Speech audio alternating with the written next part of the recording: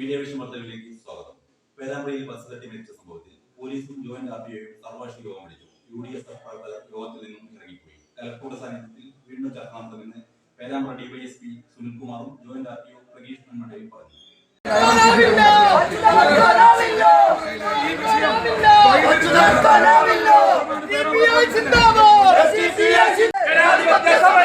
ജനാധിപത്യ സമരങ്ങള്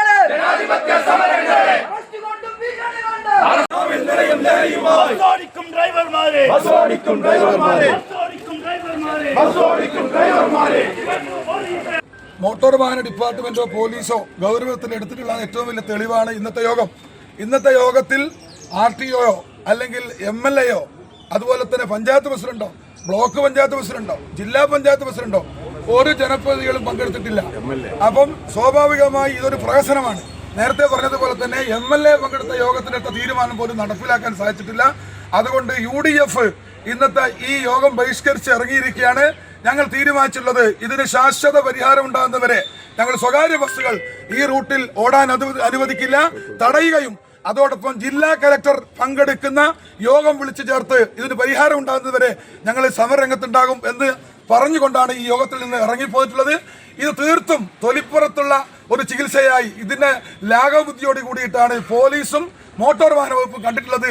അതിന്റെ പ്രതിഷേധം അറിയിച്ചുകൊണ്ടാണ് ഞങ്ങൾ യോഗത്തിൽ നിന്ന് ബഹിഷ്കരിച്ചുകൊണ്ട് ഇറങ്ങിപ്പോന്നിട്ടുള്ളത്.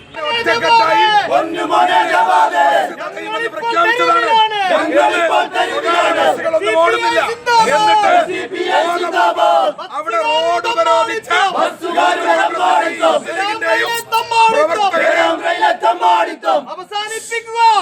പ്രവർത്തകരെ ബോധപൂർവം അറസ്റ്റ് ചെയ്ത് അതും സ്വകാര്യ ബസ്സിൽ പോലീസ് സ്റ്റേഷനിലേക്ക് കൊണ്ടുവരുന്ന ഒരു നടപടിയാണ് പേരാമ്പ്ര പോലീസ് എടുത്തിട്ടുള്ളത്. ഇത് ബസ് ഉടമകളും പോലീസും തമ്മിലുള്ള ഒത്തുകളിയാണ്. ഇവിടെ നമുക്കറിയാം നിരന്തരമായി ഈ റൂട്ടിൽ അപകടങ്ങളാണ്. ഏപ്രിൽ മാസത്തിൽ ഒരു കോളേജ് വിദ്യാർത്ഥി മരിച്ചു, ഇന്നലെ ഒരു കോളേജ് വിദ്യാർത്ഥി മരിച്ചു. നിരന്തരം മരണങ്ങൾ നടക്കുന്നു. ഈ റൂട്ടിൽ ബസ്സുകളുടെ അമിത വേഗതക്കെതിരായി നടപടിയെടുക്കുവാൻ പോലീസിനോ RTOക്കോ സാധിക്കുന്നില്ല. അതുകൊണ്ട് തന്നെ ഞങ്ങൾ ഇന്നലെയും ഇന്നും തീരുമാനിച്ചത് ബഹുജനങ്ങൾ രാഷ്ട്രീയ കക്ഷി ഭേദമന്യേ പേരാമ്പ്രയിലെ എല്ലാ രാഷ്ട്രീയ പാർട്ടികളും ഇതിനൊരു പരിഹാരം ഉണ്ടാകുന്നത് വരെ ഈ റൂട്ടിൽ ബസ്സുകൾ ഓടിക്കാൻ ഞങ്ങൾ സമ്മതിക്കില്ല. ഇത് ബഹുജനങ്ങളുടെ തീരുമാനമാണ്. പോലീസല്ല ആര് വന്നാലും എത്ര അറസ്റ്റ് നടത്തിയാലും ഞങ്ങൾ പിറകോട്ട് പോകുന്നില്ല, പ്രശ്നമില്ലെന്ന് ഇവിടെ അറിയിക്കാൻ ആഗ്രഹിക്കുകയാണ്. യോഗമാണെന്ന് വിളിച്ചു. ഈ സർവകക്ഷി യോഗത്തിൽ ഉത്തരവാദപ്പെട്ടവരാരും പങ്കെടുത്തില്ല.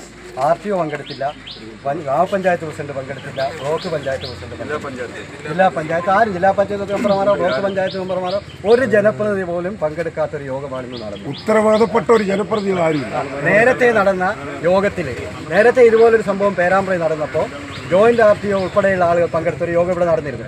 അന്നത്തെ DYSPയും CIയുമാണ് യോഗം വിളിച്ചു ചേർത്തത്. ആ യോഗത്തിൽ ഞങ്ങൾ വെച്ചൊരു നിർദ്ദേശം, നിങ്ങളെ കൊണ്ട് ഈ പ്രശ്നം പരിഹരിക്കാൻ സാധിക്കില്ല, അതുകൊണ്ട് ഉത്തരവാദപ്പെട്ട ആളുകൾ പങ്കെടുക്കുന്ന യോഗം വിളിക്കണമെന്ന് പറഞ്ഞു. MLAയുടെ സാന്നിധ്യത്തിൽ പഞ്ചായത്ത് ഹാളിൽ യോഗം ചേർന്നു. ആ യോഗത്തിലെടുത്ത ഒരു തീരുമാനം പോലും നടപ്പിലാക്കാൻ ഇവർക്ക് സാധിച്ചിട്ടില്ല. അന്ന് പറഞ്ഞത് എയ്ഡ് പോസ്റ്റ് ഉൾപ്പെടെയുള്ളവ പേരാമ്പ്ര ബസ് സ്റ്റാൻഡിൽ സ്ഥാപിക്കണം, അതൊന്നും നടന്നില്ല. മാത്രമല്ല ഇന്നത്തെ യോഗത്തിലും അത് തുടരാനാണ് ഇവരുടെ തീരുമാനം. അതുകൊണ്ട് തന്നെ ഈ പ്രശ്നം ശാശ്വതമായി പ്രശ്നത്തിന് പരിഹാരം കാണുന്നത് വരെ ഞങ്ങൾ സമരരംഗത്താണ് എന്ന് പറഞ്ഞുകൊണ്ടാണ് ഇത്തരത്തിൽ പ്രഹസനമാക്കുന്ന യോഗത്തിൽ UDF പങ്കെടുക്കില്ല എന്ന് പറഞ്ഞുകൊണ്ട് UDF യോഗം ബഹിഷ്കരിച്ചിരിക്കുന്നത്. ഈ പേരാമ്പ്രയുണ്ടായത് ദാരുണമായൊരു സംഭവമാണ്. അത് ഏറെ ജോയിന്റ് RTO എന്ന നിലയിൽ ഏറെ ഭേദം പ്രകടിപ്പിക്കുന്നു. അതുവരെ ഈ ബസ് ഓടിച്ചിരിക്കുന്ന ഡ്രൈവറുടെ ലൈസൻസ് 6 മാസത്തേക്ക് റദ്ദാക്കിയിട്ടുണ്ട്. അതേപോലെ അദ്ദേഹത്തെ IDTR എടപ്പാളിൽ 5 ദിവസത്തെ ട്രെയിനിങ്ങിനും അയച്ചിട്ടുണ്ട്. അതാണ് ഇനി തുടർന്ന് മോട്ടോർ വാഹന വകുപ്പും പോലീസും എക്സൈസ് ഡിപ്പാർട്ട്മെൻറ്റും കമ്പൈൻ ചെക്കിങ് നടത്തുന്നതാണ്. ഇത്തരം അപകടരഹിതമായി ഒരു അന്തരീക്ഷം ഉണ്ടാക്കാൻ വേണ്ടിയിട്ട് ഞങ്ങളെല്ലാവരും ഒരുമിച്ച് നിന്ന് പ്രവർത്തിക്കാൻ തീരുമാനിച്ചിട്ടുണ്ട്. പിന്നെ ഇന്ന് ഉണ്ടായ യോഗത്തിൽ കളക്ടർ ഉൾപ്പെടെ ഉള്ള ആളുകളെ RTO DTC കളക്ടർ ഉൾപ്പെടെയുള്ള ഉദ്യോഗസ്ഥന്മാരെ ഉൾപ്പെടുത്തിക്കൊണ്ട് വിപുലമായൊരു മീറ്റിംഗ് വിളിച്ച് ഈ റൂട്ടിലെ പ്രശ്നങ്ങൾക്ക് ശാശ്വതമായൊരു പരിഹാരം കണ്ടെത്താൻ വേണ്ടിയിട്ട് ഇന്ന് യോഗത്തിൽ തീരുമാനിച്ചിട്ടുണ്ട്. ഇതൊക്കെയാണ് നിലവിലുള്ളത്.